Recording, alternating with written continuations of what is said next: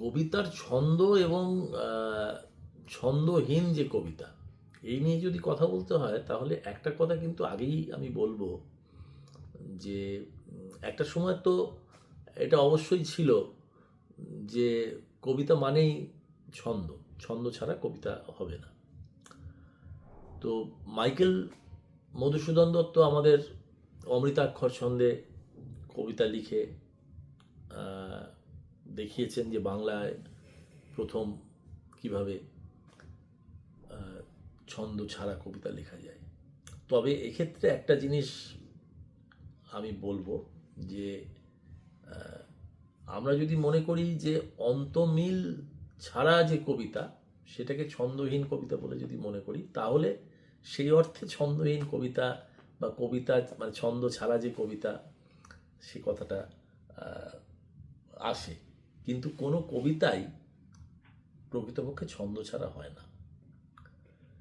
হয়তো অন্তমিল ছাড়া তো নিশ্চয়ই কবিতা হয়, বহু সার্থক কবিতা অন্তমিল ছাড়া হয়েছে এবং অন্তমিল দিয়েও বহু সার্থক কবিতা হয়েছে। তো সেই অর্থে ছন্দ ছাড়া অবশ্যই কবিতা হয়। তবে অনেকে মনে করেন, কবিদের ক্ষেত্রে আমি ব্যক্তিগতভাবে অনেকের সঙ্গে মিশে কথা বলে তাদের সঙ্গে তাদের অভিজ্ঞতা তারা যখন শেয়ার করেছেন তাদের থেকে জেনে আমি বুঝেছি যে তারা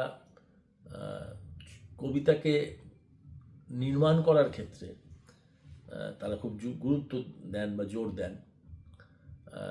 কিন্তু আমি ব্যক্তিগতভাবে মনে করি কবিতা তো নির্মাণের নয়, কবিতা বরং বিনির্মাণের। তো কবিতা বাইরে এসে নির্মিত যে হয় না বলবো না, রবীন্দ্রনাথও তার নিজের কবিতাকে বারবার ভেঙেছেন, বারবার পরিবর্তিত করেছেন, পরিশোধিত করেছেন।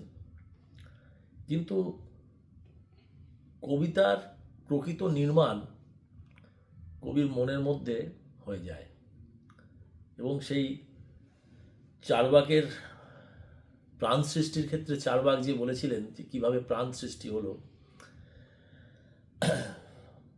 নাস্তিক চার্বাক যিনি কোনো রকম আত্মা পরমাত্মায় বিশ্বাস করতেন না, তাকে জিজ্ঞেস করা হয়েছিল যে তাহলে, উনি বলেছিলেন এই পঞ্চভূতেই প্রাণ সৃষ্টি হয়। তো তখন তাকে জিজ্ঞেস করা হয়েছিল যে পঞ্চভূতের মধ্যে তো কোথাও প্রাণ নেই, তাহলে কী করে প্রাণ সৃষ্টি হলো, তার মধ্যে থেকে কী করে প্রাণ এলো? উনি তখন বলেছিলেন মদবৎ উপজায়তে। রেখে দিলে যেমন খেজুরের রস, তালের রস মদে পরিণত হয়, জারিত হয়ে, কবিতাও ঠিক সেরকম কবির মনের মধ্যে জারিত হয়ে কবির জ্ঞাত সারে বা কবির অজ্ঞাত সারেও হয়তো তার যাপনের মধ্যে দিয়ে, তার জীবনের মধ্যে দিয়ে তার মনের মধ্যে কবিতা জারিত হয় এবং সেই কবিতা এক সময়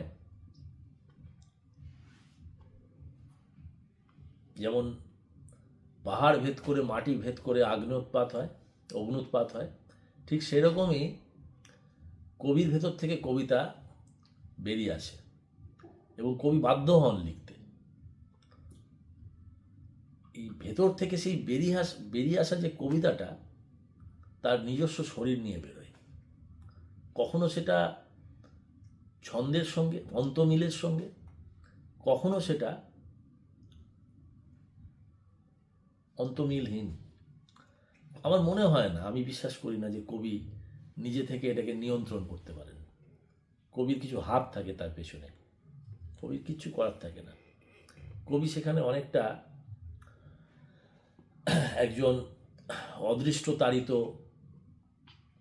মানুষের মতো। তার হাত দিয়ে কি কবিতা বেরোবে কবে, তার ভেতর থেকে কি কবিতা কবে বেরিয়ে আসবে, সেটা ছন্দে থাকবে কি ছন্দে থাকবে না, সেটা 10 লাইনের হবে কি 10 পাতার হবে কি সেটা 1 লাইনের হবে, সেটা কোনোটাই কবির হাতে থাকে না। কবি হাতটা সেক্ষেত্রে একটা যন্ত্রের মতো, একটা টাইপরাইটারের মতো করে ওই কবিতাটাকে লিখে নেয় শুধু। এবার একটু আগেই আমি যেটা বললাম যে রবীন্দ্রনাথও বহু ক্ষেত্রে রবীন্দ্রনাথও বললে ভুল হবে, রবীন্দ্রনাথ বিশেষ করে বহু ক্ষেত্রে নিজে তার কবিতাকে বারবার সংশোধন করেছেন এবং আমরা সেটা দেখেছি, তার স্ক্রিপ্টও আমরা দেখেছি। কিন্তু তাহলে আমি যে কথাটা বললাম এটা কি করে, তাহলে এক্ষেত্রে কেন এরকম হলো? এটা এক্ষেত্রে এরকম হলো আমার মনে হয় এই কারণেই যে একজন টাইপ করার পরে ঠিক যেরকম তার লেখা কিছু কিছু ক্ষেত্রে সংশোধন করেন, কারেক্ট করে নেন, সেই রকমই কবি সেটাকে কারেক্ট করেন। তার মানে এই নয় যে তিনি সেটাকে নতুন করে নির্মাণ করছেন। ওই যান্ত্রিকভাবেই ওই কবিতাটা হয়তো পুরোটা ঠিকঠাক বেরোয়নি, যেটা কবি তার নিজের কবিত্ব দিয়েই ওইটাকে একটু মেরামত করে নিচ্ছেন। ঠিক যেরকম করে একটি সদ্যজাত শিশুকে একটা মানুষ তুলো দিয়ে কাপড় দিয়ে পরিষ্কার করে নেয়, গরুর বাচ্চা হলে গরুর মা দেখবেন, যারা গ্রামে গঞ্জে থাকেন, যাদের এই অভিজ্ঞতা আছে, দেখেছেন, গরুর মা তার গাটা চেটে চেটে চেটে চেটে তাকে পরিষ্কার করে। সে যে বাছুরটাকে জন্ম দিয়েছে বা যে মা যে বাচ্চাটাকে জন্ম দিয়েছে তাকে পরিবর্তন করার কারো সাধ্য নেই।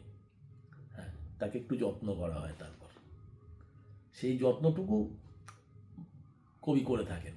কিন্তু কবিতা নির্মাণ করতে পারেন বা কবি যে কবিতাকে নির্মাণ করার কোনো জায়গা আছে বলে আমার মনে হয় না। ঠিক সেরকমই একটা কবিতা ছন্দে লেখা হবে, কি ছন্দটা কী ধরনের ছন্দ হবে, অন্তমিল হবে কি অন্তমিল হবে না, তা কবিতাই বোধহয় ভেতর থেকে ঠিক করে নেয় এবং সেভাবেই কবির হাত দিয়ে কবির ভেতর থেকে বেরিয়ে আসে। ওখানে কারো কোনো হাত নেই।